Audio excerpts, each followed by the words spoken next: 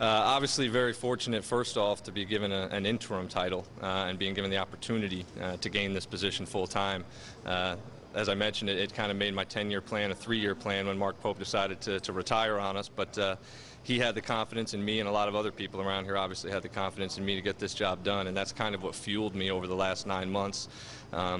Having St. Francis been my first venture into college athletics, obviously I was a bit nervous as to what would be expected when a change like this happens. But given the people that are here on campus and giving me their support day in and day out, certainly made it a lot easier. And I know that the administration did a thorough evaluation. I saw a lot of the results of that, which is humbling and rewarding at the same time.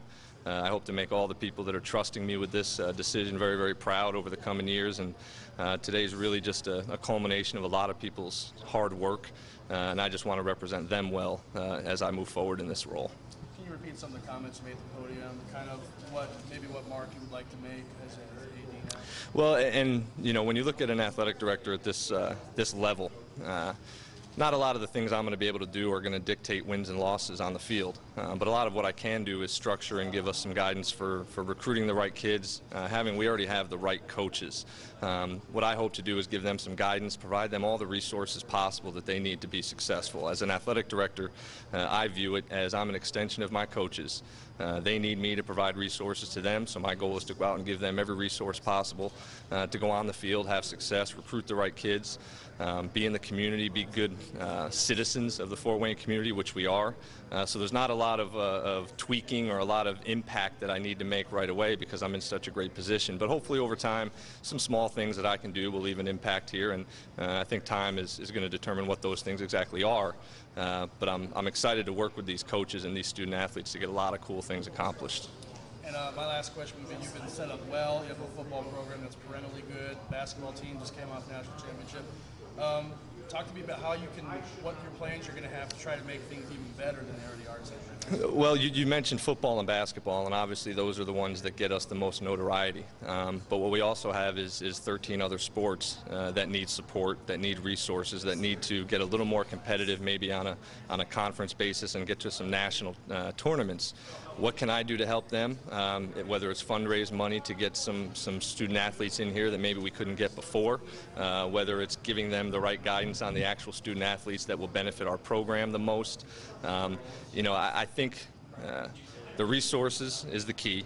It comes in a lot of different areas, financial, just being a leader for the group, keeping the camaraderie, the morale of our department up.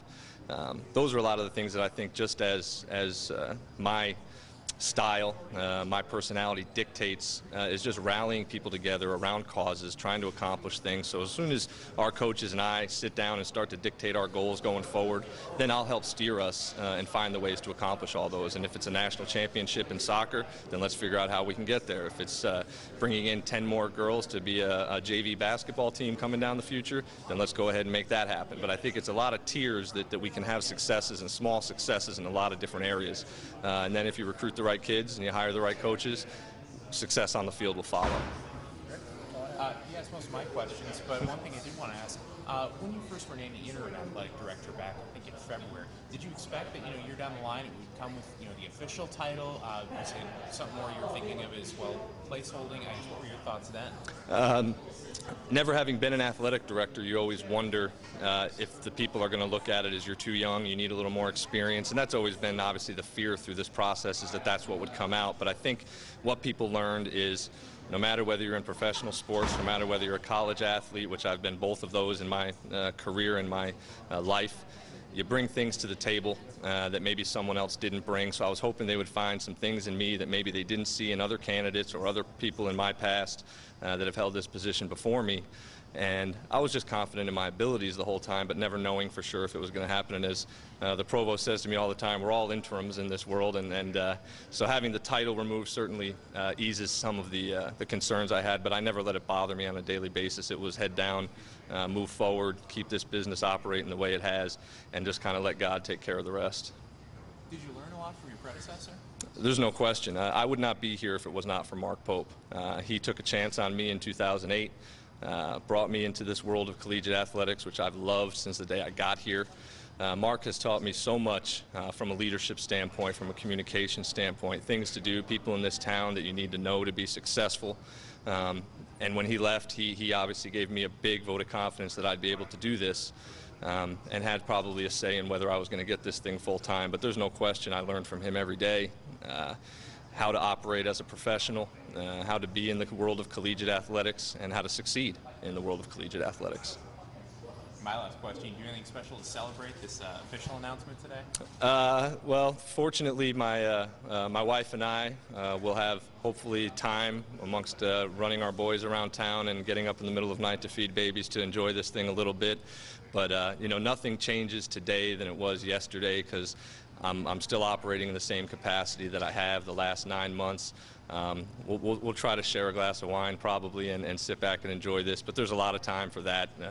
You know, it's so new, and it's kind of the exciting part where you get to throw a bunch of things on the table and let's just run forward and try to do some things. And that's where we are right now. It's fun to celebrate for a minute, but then it's you know, it's more exciting to look at the things ahead that we can get accomplished.